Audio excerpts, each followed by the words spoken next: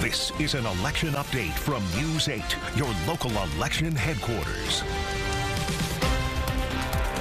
Thank you, everyone, so much for joining us on this historic evening. I'm Adam Chodak. And I'm Teresa Marcinberg. Local and state results are pouring in now, and several significant races have been called. Our team has been tracking it all. They are spread out all across Monroe County. Natalie Kutchko will be reporting live from the Democratic headquarters in Rochester's Hyatt Regency. Isabel Garcia is standing by at the Italian American Community Center in Gates, where members of the Republican Party have gathered tonight. And we are going to check in with them in just a moment. But first, let's get to some key results here. First, Prop 1, Proposition 1, that was the measure on the back of everyone's ballot. It passed vast majority here. The measure will update the state constitution to protect more groups, including women who are pregnant, essentially ensuring the right to an abortion in the state. And Democratic incumbent Kirsten Gillibrand has won the U.S. Senate seat against her opponent, Michael Sapercone. Also, moving over to the 25th Congressional District, the winner here, Democrat incumbent Joe Morelli defeating his challenger, Republican Greg Sadwick. And we've had several races called in the last half hour, and we will, of course, get to those results in a few minutes. So be sure to stay tuned. For now, though, let's get a look at the voter turnout. All right, so the latest report was actually released around 7 o'clock. It shows more than 321,000 people cast their ballot in Monroe County. That's around 64% of the vote. Important to note, this does include early voting numbers, but does not include those who voted in person from 7 to 9 o'clock, so that number will go up. While we've been out and about, we've actually gotten some pretty amazing stories from folks. One from a poll worker who has been doing this for more than 4 decades, as well as some voters who say they're just happy to perform their civic duty. I'm actually impressed about everyone who's excited to vote for this election or who wants to vote for this election. I go to school currently at SUNY Brockport, and I know almost all of my classmates, and a lot of my classes are voting, which is kind of a big deal considering college campuses don't normally have huge voting turnout. 20 years ago, the whole world was different. It was a pandemic and stuff like that. What I'm finding is people are more relaxed, more comfortable, and I think the early voting made a big difference this year. We will, of course, have much more election coverage still ahead, including the latest election results as they come in. This is a special presentation of News 8 at 11 with team coverage of the 2024 election. This is News 8, your local election headquarters.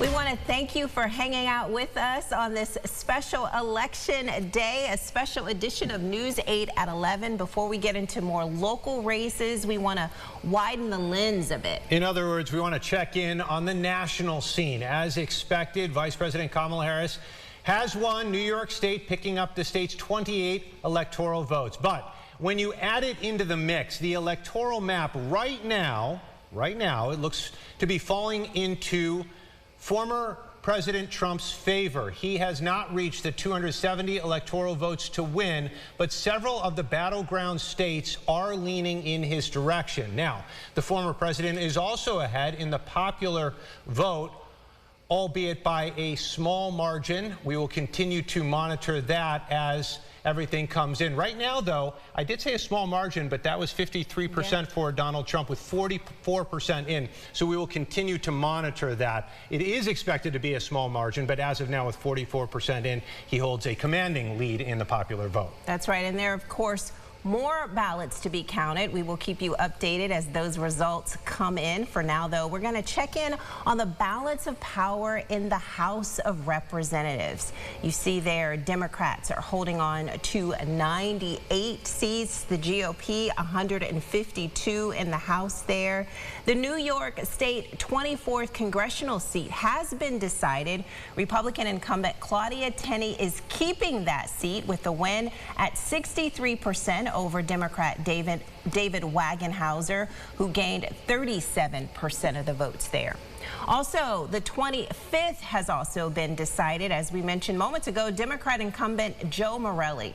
He beat his Republican challenger, Greg Sadwick. Now, with that, we're going to go over to Natalie Kutchko. Natalie's been standing by all evening at the Democratic headquarters. Natalie.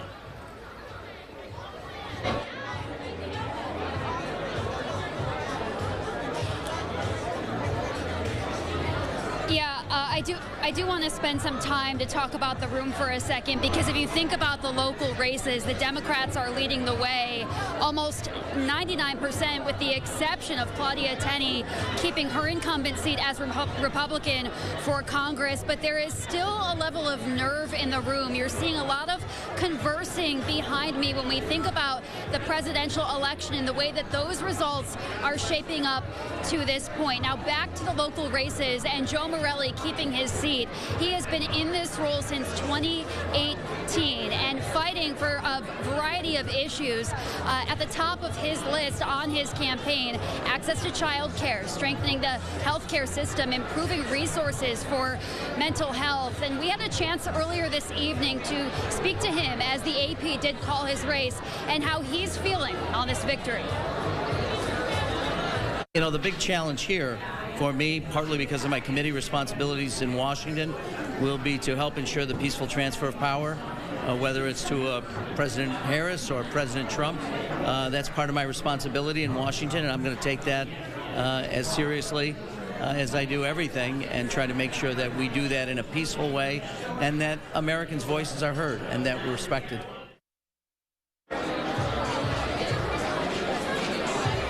One thing that stood out to me was speaking with the Monroe County Democratic Committee Chair and him telling us verbatim, we have not seen this strong of a voter turnout in a presidential election year since 2008. So that certainly speaks volumes for our region. For now, we are holding down the fort. Everybody is kind of just keeping eye at this watch party and watching closely now, predominantly to the presidential results. With that, we're going to check back in a little bit later. Speeches are just about to begin locally. Adam, Teresa, we'll send it right back to you. All right, Natalie, thank you. A few minutes ago, we were talking about the balance of power, and we spoke about the U.S. House of Representatives. Now we're going to turn to the U.S. Senate. Republicans are pulling ahead for the balance of power in the Senate.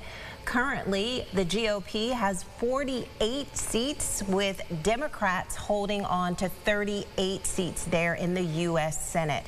Here in New York, U.S. Senator Kirsten Gillibrand has won another 6-year term.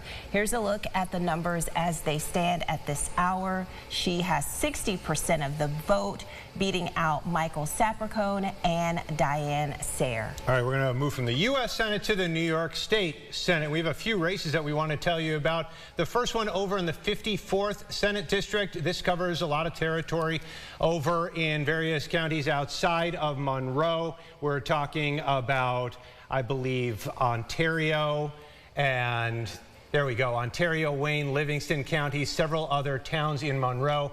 With 68% of the vote in, she holds a commanding lead, the Republican there. Pamela Helming, 63%, to Scott Comegys, 37%. This has not been called, but clearly this is falling into Helming's camp there. Another race that has been called is this one here. Democratic State Senator Samra Brook has won her re-election bid with right around 62% of the vote, beating out Luis Martinez, who holds 39%, with 95% in this district, mainly to the east of Rochester. And we learned tonight that the race for the 56th State Senate District seat has been called. Incumbent Senator Jeremy Cooney, a Democrat, has defeated the Republican challenger in this race, Jim Van Brederode, the former Gates police chief. Right now, with 89% of the vote in, Cooney has 58% to Van Brederode's 42%.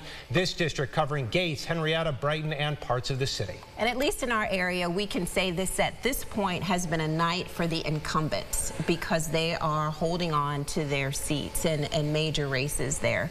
Turning over now to Isabel Garcia, who's at the Republican headquarters at the Italian American Community Center. And we were saying the votes are coming in. Absolutely. And Isabel, one particular race, Claudia Tenney winning her re-election bid, as we noted just a few minutes ago. Clearly, things looking very positive for the Republicans on the national level. At the same time, locally, Democrats appear to be taking the day. So mixed results here. Yes, good evening to both of you. Yes, certainly definitely feels that way in the room too. A couple moments of excitement and then a kind of plateau a little bit. We just heard from Pat Riley, the chair of the Monroe County GOP, who was just been periodically providing some updates. We also just heard from Stacey Romeo, who was up for Supreme Court Justice, and she was saying that she has not declared victory just yet, but things are looking in her favor. So definitely very, slow and steady, but kind of cautiously optimistic, if you will. I did have a chance earlier today to also catch up with Jim Van Bretterode. This was just before it was officially called that he has, in fact, lost. But we talked about just what drove him to really run for this campaign for this seat, and then also just his sentiment here on Election Day, and no matter what happens, just his hope for the future after election night. So look, no matter what happens tonight, the good news is elections do cause everyone to get back together, and hopefully whoever wins tonight will remember what the voters asked for, and will go down to Albany and work for what the voters want and not what a political party agenda is. So at the end of the night, we hope that the scales of justice can be a little more upright, and we can get inflation and spending under control and get back to that New York that we all love. So once again, certainly kind of a mixed bag of emotions here as everyone that is still sticking around for the time being is continuing to monitor all of the different races at all the levels as well, just as we are. And I know the team is back there at the studio. We'll check back in with you in just a little bit, but for now, we'll send things back to you at the desk. Reporting live in Gates, Isabel Garcia, News 8.